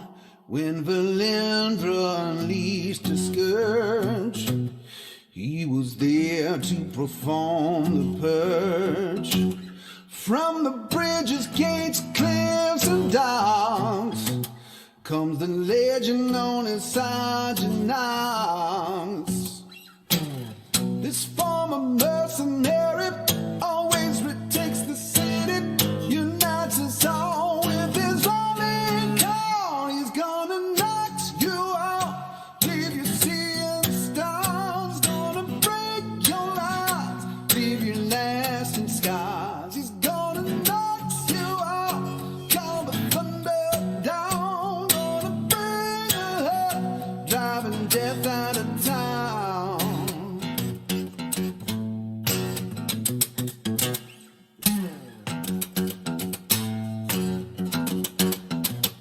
When the blessed of Saluna called, his answer echoed off the marble halls.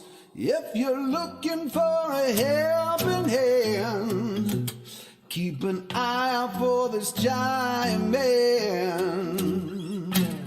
Celeste will do the healing with Mako's damage dealing, and in the front on Knox is holding the line. He's gonna knock you out, leave you seeing stars, gonna break your lies, leave you lasting scars. He's gonna knock you out, call the thunder down, gonna bring the hurt, driving death out of town.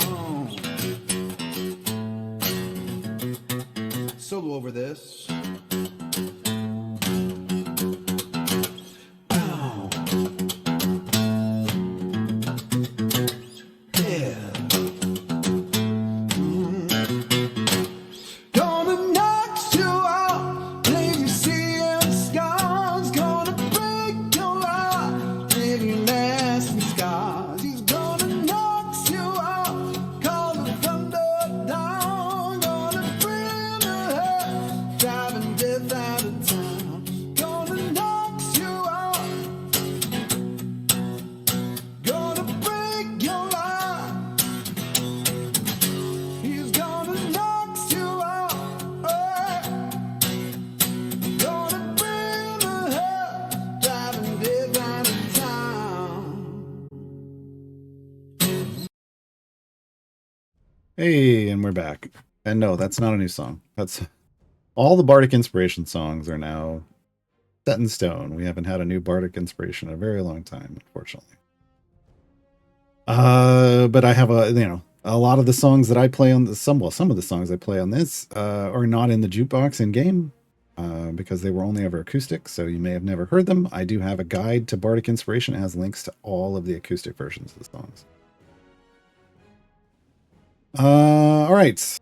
Let me go through and hit the questions. Foolish Genius, seeing as how Knox gives tanking pigments at tier 4, are there any champs to get extra benefit from taking pigments like or cure with healing pigments? Or is it just generic make the tanks you use better? I mean, they double the health of whoever you put them on. They can only go on tanks. I'm trying to think. I don't know if anybody has something that's based off health. I mean, in a way, Briv can use them probably better than anyone, but it doesn't really make sense. Basically, Briv has a feature where as long as he can stay alive for 10 hits or 10 seconds, whichever happens first, he will heal for a % of the damage done to him. So the higher his health is, the higher the chance that he's going to get through that. And with a variety of things in this game, you can basically make him heal all of the damage done to him. So it's like a delayed damage negation. So having lots of health on him can be a very big deal. So tanking pigments can be super functional on him. Miria has a feature where she has clones. She basically collects clones of herself. The further you go in an adventure, the more clones she gets. And each clone of herself has her base health, has her health. So if you stack up health on her, you're effectively multiplying whatever her current health is by the number of clones she has. She's like this interesting version of an armored champion in a way, but the enemies can whittle her down and then remove a segment, which is a clone. But then she's just replaced and she's back at full health again. So you can't one-shot Miria. They have to hit her a number of times equal to the amount of clones she has. So the health can be a bit more beneficial there, but it isn't necessarily that it helps the rest of the party. I mean, whatever health a tank has, they're going to share with the rest of the party, but I don't know of anybody that's I don't know of anyone who does more damage the more health they have, though that might be interesting. Rough Rider 95. Can you demonstrate how someone would use Makos and Celeste to farm gold at someone's wall? Not really, because I'm not at a wall. So no, I can't. But I wrote a guide for gold farming, and you can go look at that. Ultimately, usually, for things like bud bombing, which is what this would be now, Makos bombing with your bud, because the ultimate damage is based off your bud. You get your bud real high enough to overkill almost on an area. Then you swap in Makos and a bunch of gold find champions. Obviously, Knox has to be in there. Makos and a bunch of gold find champions, and then hit that ultimate to blow up, hopefully, a huge stack of enemies. The way it used to be is you'd build up 100 enemies, and then you hit the ultimate. Like, you could pull Makos out. In the current setting, you'd pull Makos out so he wasn't doing damage. You'd have Knox build up to 100 enemies. You'd drop Makos in the formation, hit the ultimate. You got to make sure your bud's high enough. So you might have to, hand remove things and put things in, because you can't hotkey a formation unless you knock everything back, because you want to build up stacks, those enraged stacks, and on Makos too, if there is any. So have enemies out a while, potentially maximize it, whatever. But 100 enemies on the screen is the max. Enrage can be on top of that. Knock everybody back, swap your formation, put Knox and Makos and a bunch of gold find champions in, hit the ultimate. It should wipe the entire screen, and you'd get not only Makos' kill bonus, but also the bonus from the gold find. There might be a situation with crawl in there if you want to manually change it and build up crawl stacks, but it's not. You'd have to kill to get the pilfer, so that I wouldn't bother with that. Yeah, I mean, there's going to be a lot of nowadays. It's vastly more intricate nowadays, but it's just maximize whatever free combination for you maximizes the gold you're earning off each of those bombs going off. Specifically, I want to mention, I know we've got a new player saying, I'm using Makos to farm gold. Well, you're using Makos in a formation and you're pushing with them, and they're just earning you more gold. That's different than using them to farm gold. Farming is usually you push as far as you can, and then you're specifically doing something to maximize your gold gain, either along the way or on the run. But it's not necessarily just throwing in a bunch of gold find champions and pushing is just pushing. You just happen to be doing it with gold find champions. So again, there's a guide on the subreddit for that now. Dark 1882. How important is it to hit their goals on the run? So I'm kind of presuming that you mean hitting the variant breakpoints. I mean, that's the whole point of doing a variant, is to complete it and get the reward. So, I mean, if you're not able to do that, then you shouldn't have been doing the variant, right? Like that's why if you don't, usually you want to make sure that a variant shows is when you're in like tier 1, if it shows, and even tier 2, if it shows is easy, you're gonna have a better time. I mean, it's gonna be easy. It's a reference to the favor you have, but at higher tiers you need more than just favor to beat something. But if you're going to go into Eye of the Storm, like tier 2, you need to be at least able to complete 250. Otherwise, you're wasting your time. So you can test it in like Crypt of Legends. How far can you go? Did you clear 250? Well, then you could do Eye of the Storm, because the restriction here is a non-restriction. Right? But that's part of the challenge. Is to get the reward, you have to complete the challenge.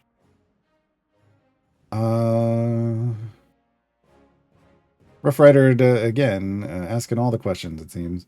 Does Minthara's soul branding stacks adjust properly when choosing her left spec?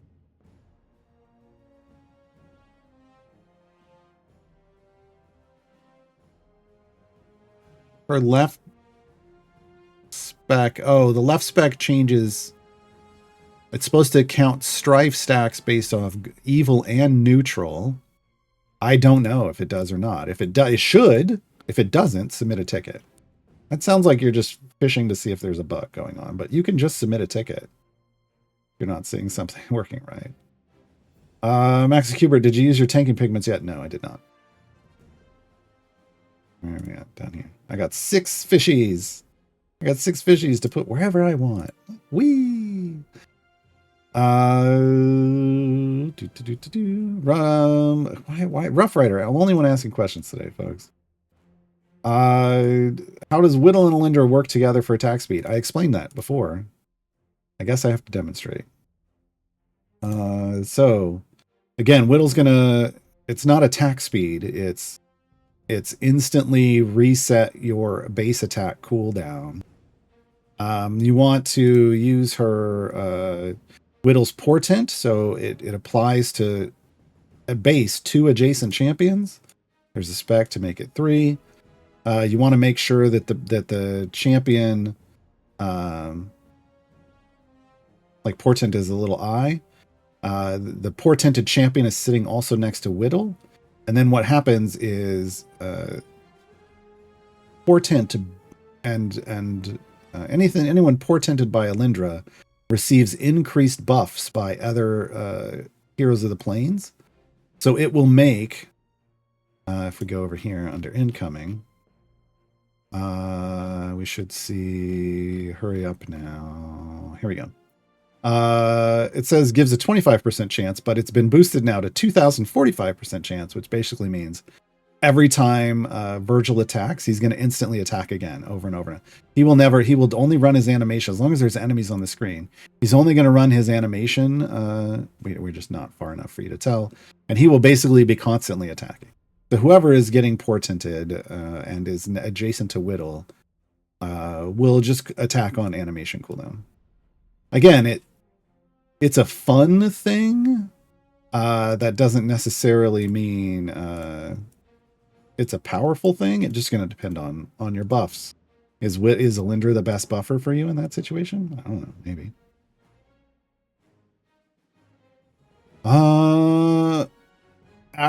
Acts.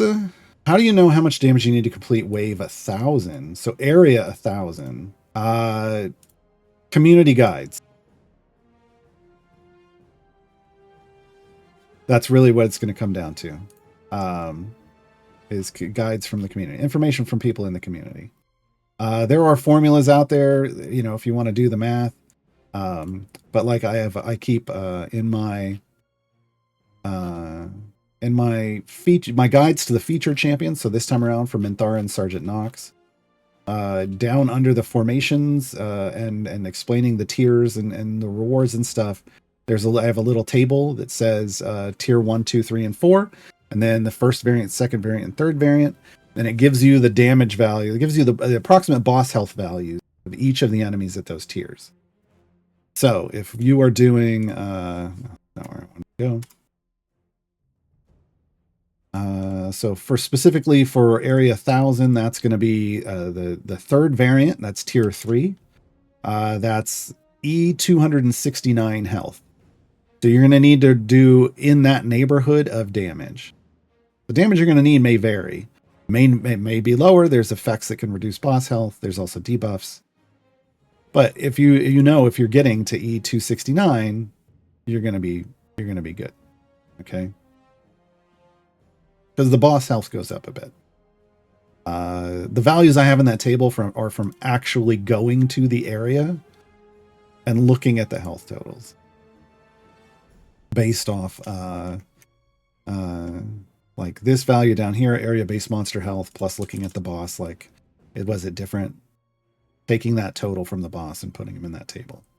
So I'm giving you, the best information I can give you, but it's gonna, in an event, it's gonna vary. It's gonna be different from campaigns, and each campaign can have different health scaling, but events are all the same. Events scale the same way. So I have a table there. You can check that table. First variant, second variant, third variant for each of the tiers. You'll know what you need. I can tell you right now to clear tier 4, the third variant tier 4, so area 1600 in an event, E429. You need to be in that ballpark, right? Whereas the first tier, you only need to get to E48 to clear all of them. Why anyone can do those. Yeah.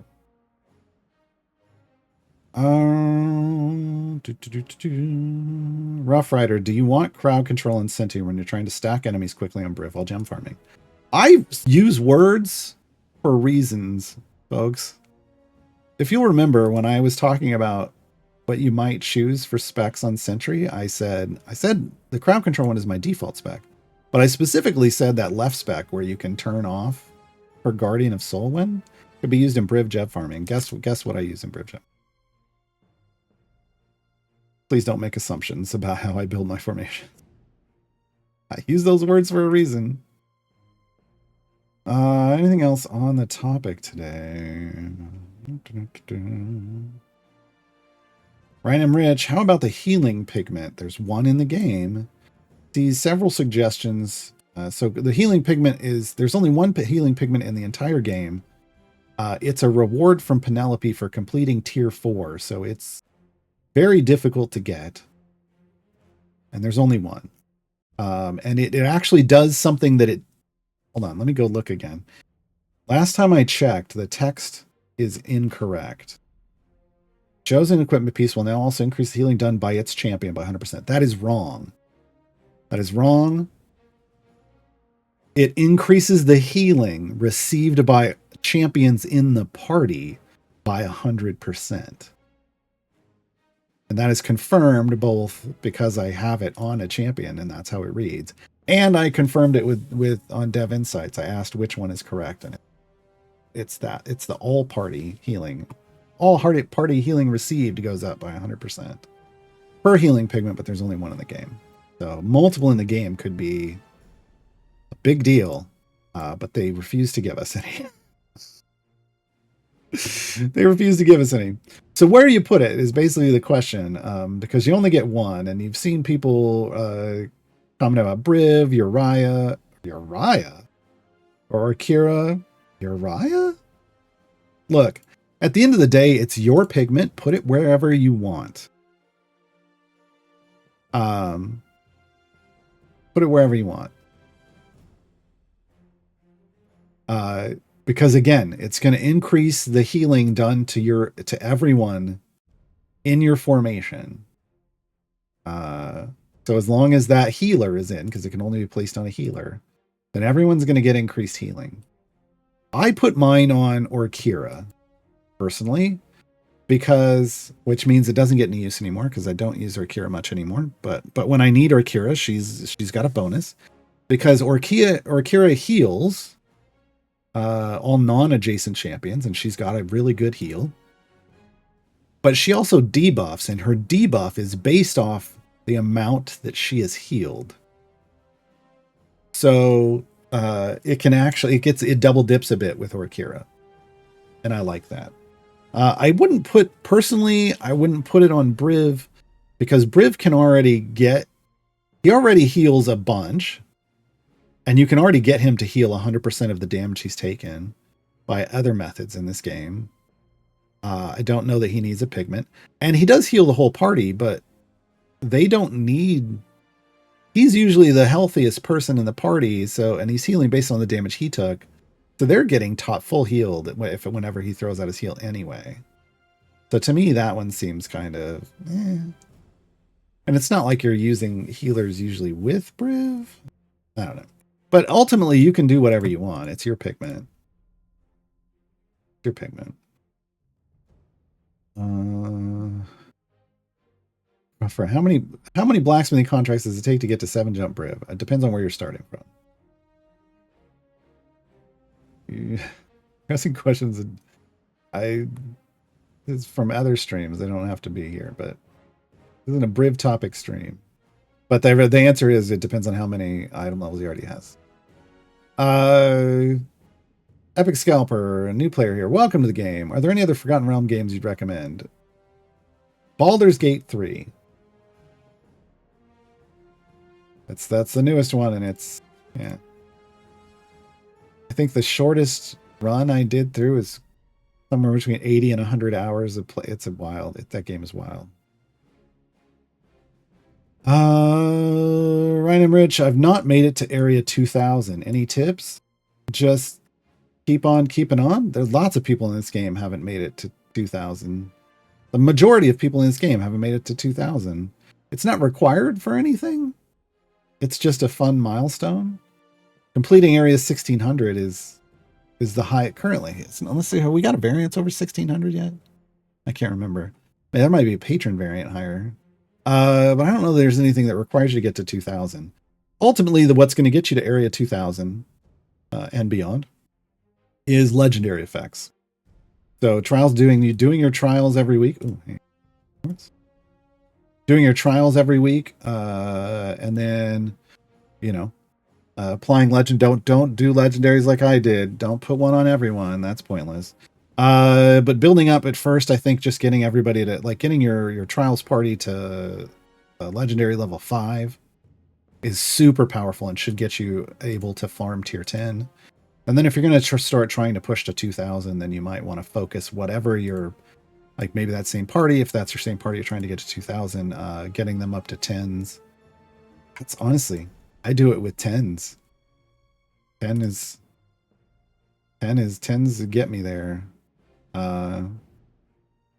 2001 pretty easily.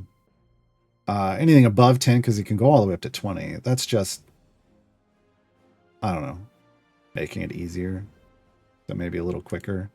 But really, it takes a long time to get to 10s, and I highly recommend stopping at 5 on the way first. 5s is super strong. Yeah. But that's the big deal, really. It's legendary power is the biggest chunk of power you can build up on your account. Yeah. The first Mauser, I have 2 Modron cores at 11, okay. And already I'm not very good at keeping everything running proper. I don't know what that means. Is there really any reason to push for the next split the party to get another core? So if you have your modest core, that's your first one, and then the fast core, you're good for now. The third core, doing split the party 3 would get you the magic core, which if you have decided you want your primary DPS in this game to be a magic base attack champion, the magic core, the glass cannon core, it has no survivability, but it does have a lot of damage available for magic users. Primarily, it's stat based, so there are some other champions that aren't magic base attack that can get boosted that way, but is what it is. But it just has no survivability. So I don't prioritize that a whole lot, but you do still get another party, right? Like you would get a fourth party. Whether that's useful to you or not is, a decision you have to make. But once you have the fast core, you're Gucci, and your fast core should be in your active party. It should be the one you're trying to get to 15 first. And honestly, the one you're trying to get like full epic flow first, because it is way better to push and progress with when you're at your point in the game, and even later on, in my opinion, because of the speed effects. The amount of damage it gives you is comparable to the modest core, but it has the speed effects for progressing faster through stuff, and that's super important.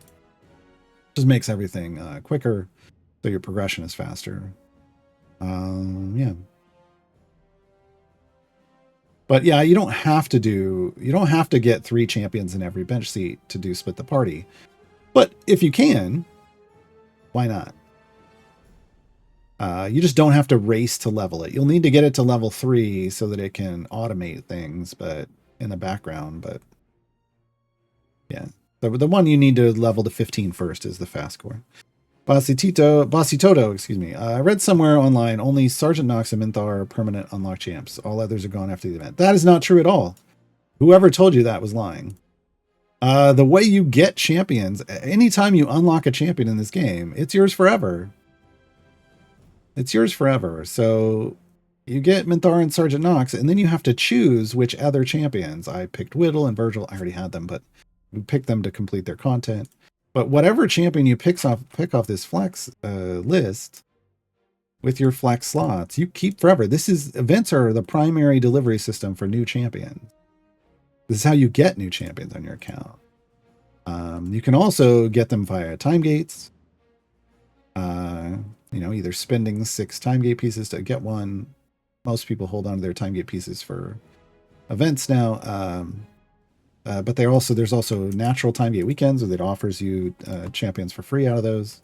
Yeah, this is, once you get a champion, it's yours. It goes into a bench seat. Now every adventure you have to level it up. For yours forever.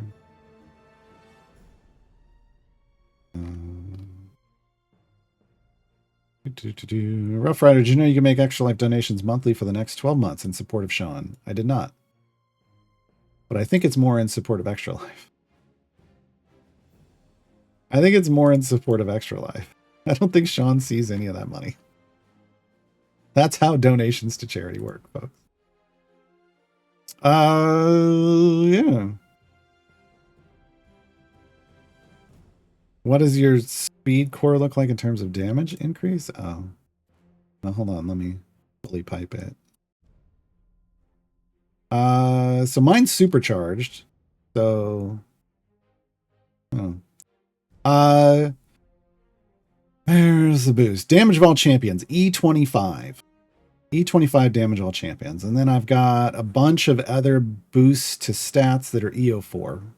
They're in the EO4 range.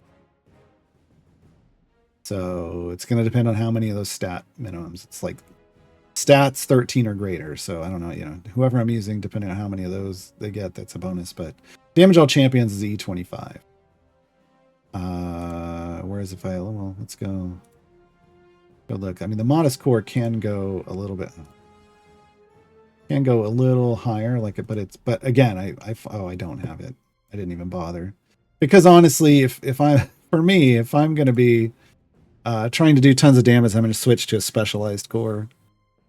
Like currently, primarily, I use Carlock to push deep, and so if I need more damage, I'll use the strong core. But the thing is with that fast core, I've pushed to 2,000 with the fast core.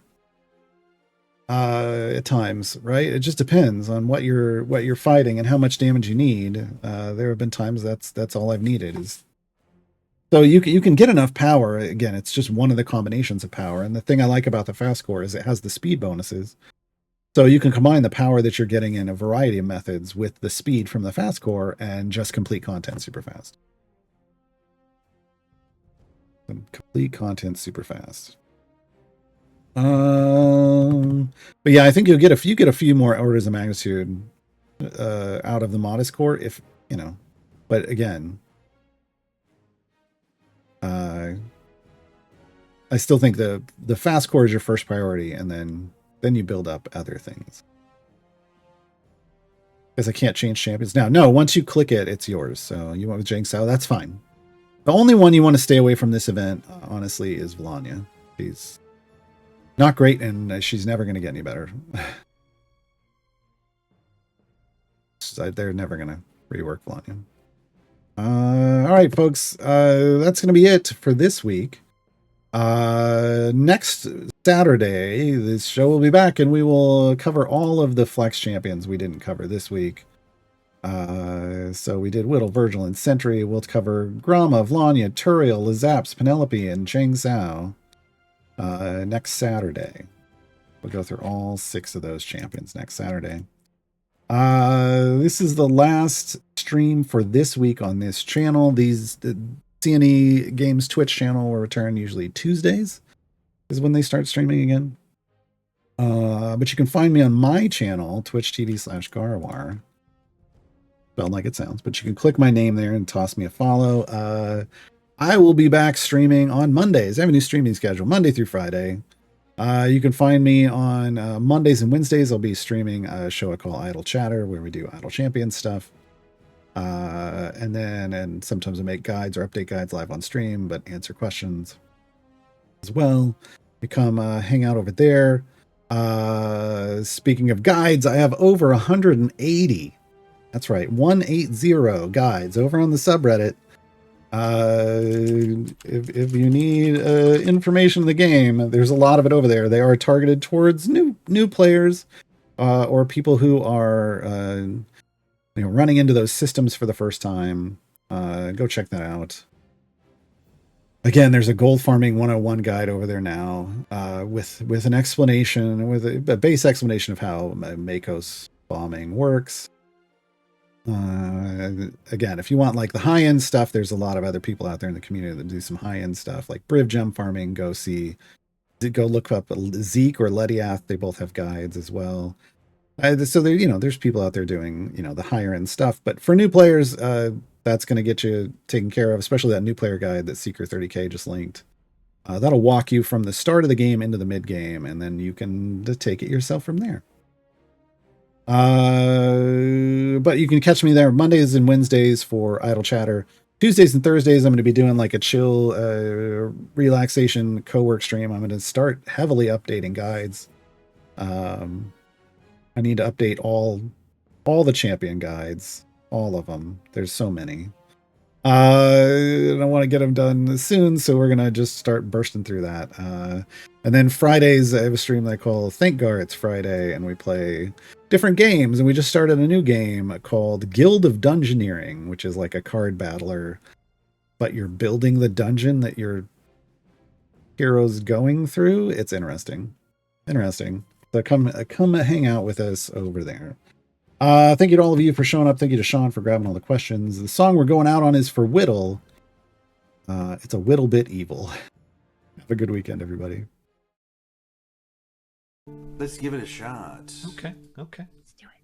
This could be it. She's a little bit evil, a little bit good. She's a little bit sneaky, little misunderstood. Running away from her crimes like a spider she climbs. She's a little bit hero, a little bit villain too. She's a little bit scary, but way faster than you. No matter where you run, she'll be there pointing a gun. She's a tinker and a thinker, a wizard with her tools, a widow of the evil, and she suffers no fools. She's a little bit devil, dread domains woe, very quick on her feet while misleading her foes. But after a vampire's attack, her heart was turned blind. She stepped out of time and stole the devil's rod. Then she dropped her to rest on top of a god. She saved a friend with a pack. Now there's no turning back.